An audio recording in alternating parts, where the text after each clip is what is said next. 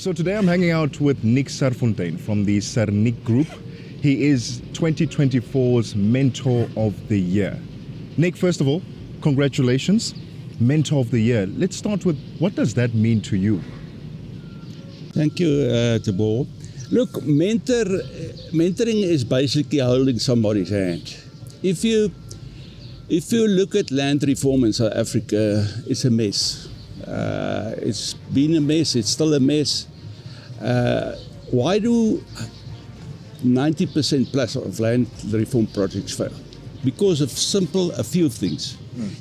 A farmer gets land, there's no infrastructure, there's no training, he's got no experience, there's no mentoring, there's no monitoring. So all of these things are important. You've got those four elements that a farmer needs to grow.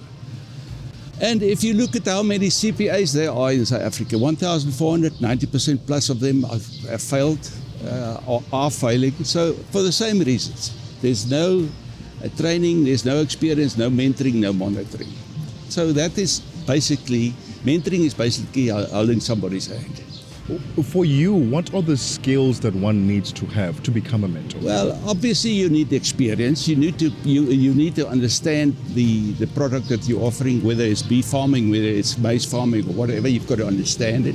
You've got to have the passion for it. You've got to be able to transfer the skills in a simple, practical way. And we do a lot of practical farmers' days to do that. So but you've got to have a passion for it, because and the one reason why we started it, we need land reform in South Africa to succeed. If we don't succeed, we're going to be, and that's why we're climbing in. We're doing all this stuff out of our own will. You would be then the perfect person for me to be asking what advancements or improvements that you have seen, especially for the farmers that you have mentored yourself? Well, the improvement is unreal. We've trained 700 farmers. We've got 2 training centers, one in town, one on the farm. We've trained 700 farmers through 4,000 courses, long courses, NQF4 courses with short courses. And, talking to these, the former Minister of Agriculture was here last year or 2 years ago, and what she couldn't believe what she saw. What we've developed 45 farmers from nowhere, Bonsmara farmers, beef farmers from nowhere, and they are commercial farmers today, and they've got anything from 150 to 300 cattle, and the cattle looks as good as my cattle. So we had the MSc for Agriculture of the Free State here 2 weeks ago, and she was amazed to see what. So it's simple. It's not magic. It's not rocket science. It's actually very simple to develop. You just got to do those four things right. And then advice that you would give then for other farmers to also become mentors, because what you do offers such valuable insights to mentees and the young farmers getting into the space. What advice would you give to the other farmers to step into the mentorship role?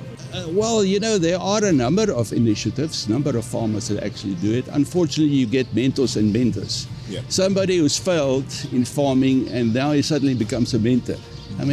You've got to, and there are many of them. And they haven't got the practical experience. They do it for the money, and we don't do it for the money. We do it for the sake of land reform, successful land reform.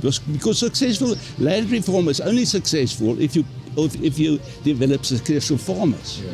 So dishing out land is not land reform.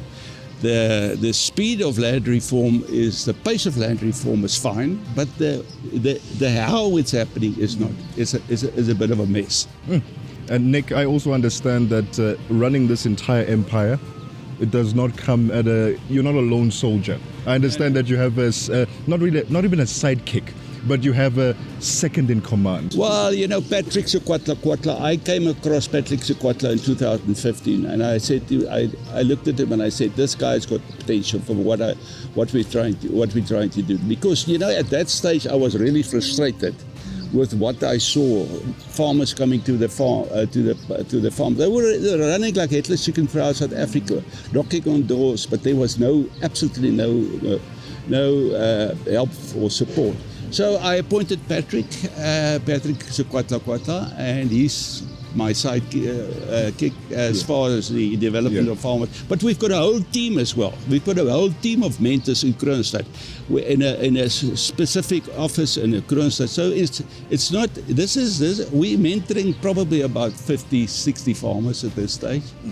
And we're monitoring them on a monthly basis. And we toughen them. If you need to be tough on them, because they've got to advance. If they don't advance, look, we've got a whole program of whereby we're loaning cattle to some of these farmers for a period of 4 years. They keep the progeny, and we take it back after 4 years. And if they don't listen, if they don't advance, we take the cattle back. There's a contract. The problem is also, that you can't take a graduate from university and make him a mentor. He has got the practical experience. Yeah. We're getting 16 graduates now for a period of 2 years from university. We're accommodating here in our training center. So we'll take them through the process. After that, they will be able to mentor farmers, but not at this stage. Farming can be a very mental draining job, process, occupation, whatever you want to call it.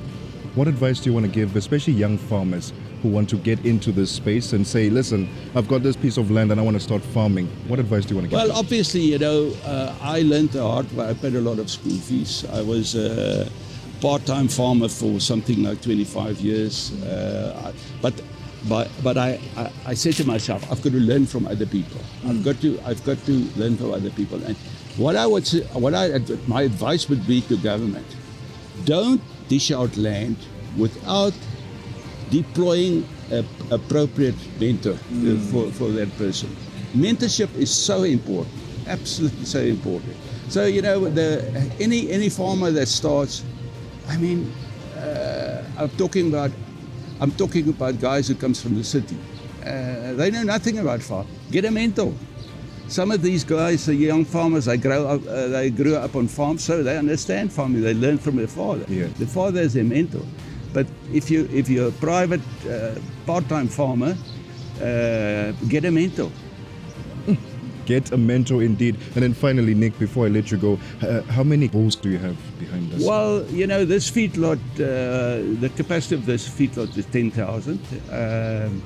Then we've got another feedlot about 20 kilometers from here, which is good, for the foot and mouth problem that we have.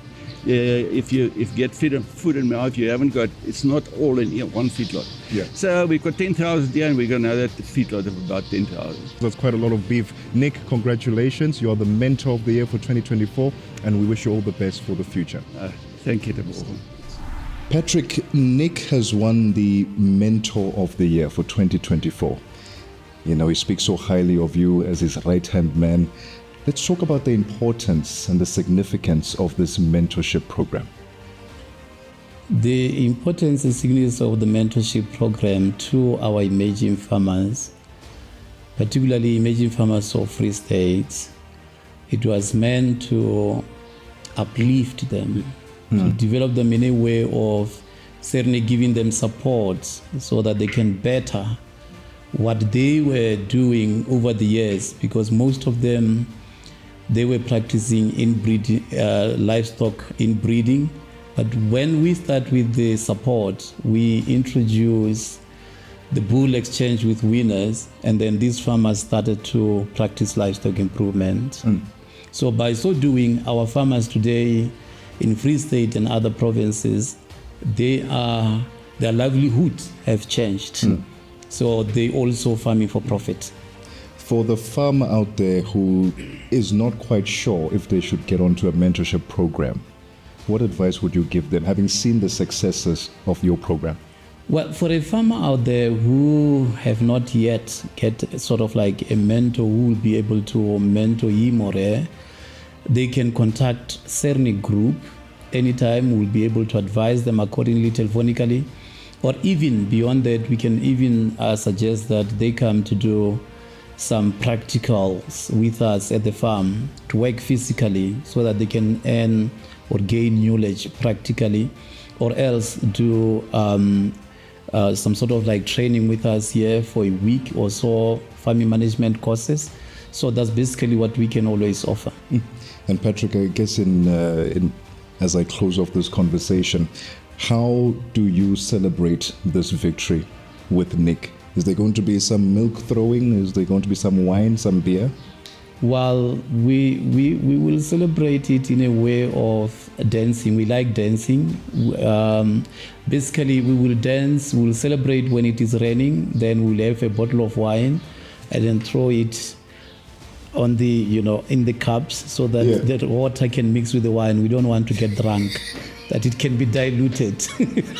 Patrick, thank you so much for your time and congratulations to your team for winning. Thank you very much.